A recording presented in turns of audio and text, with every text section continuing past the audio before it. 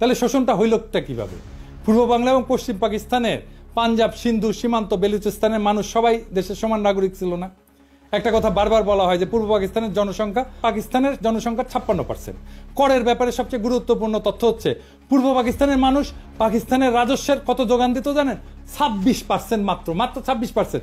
পশ্চিম পাকিস্তানের 44% মানুষ বাকি 74% যোগান দিত। এর বিপরীতে পূর্ব পাকিস্তান চতুর্থ পঞ্চবার্ষিক পরিকল্পনায় মোট সরকারি উন্নয়ন বরাদ্দের 60% বরাদ্দ পাইছিল, পশ্চিম পাকিস্তান পাইছিল 40%। ওদেরই তো বিদ্রোহ করার কথা। তৃতীয় পরিকল্পনায় পূর্ব পাকিস্তান পাইছিল 53%, পশ্চিম পাকিস্তানে বরাদ্দ ছিল 47%। দ্বিতীয় প্ল্যানে 63-64 সালে দুই প্রদেশের অনুপাত ছিল 50-50। একবার ব্যাপারটা ঠান্ডা মাথায় চিন্তা করে দেখেন তো, একটা প্রদেশ দেশের মোট রাজস্বের 26% যোগান দিয়ে বিপরীতে 53-60% উন্নয়ন বরাদ্দ পাচ্ছে, তাও আবার নিজেদের শোষিত বলে জোর গলায় দাবি তোলে। আরে ভাই, বাটপাড়ির তো একটা সীমা আছে, তাই না? আরে বাটপাড়ি কেউ ধরতে পারলো না।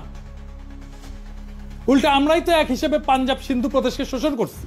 তারা জনসংখ্যার অনুপাতে কম হয়েও রাজস্ব করের অধিকাংশ যোগান দিছে এবং সেই যোগানের অধিকাংশ উন্নয়ন বরাদ্দ আমরা পাইছি।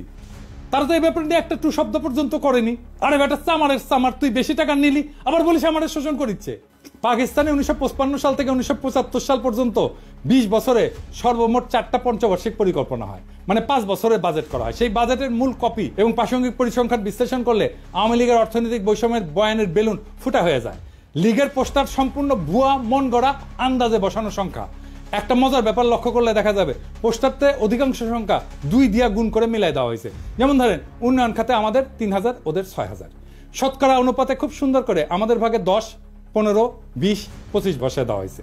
দ্রব্যমূল্যের দাম চমৎকার ভাবে আমাদের সবকিছুর দাম ঠিক দ্বিগুণ একটা সংখ্যা বসায় দেওয়া হয়েছে, তাই না?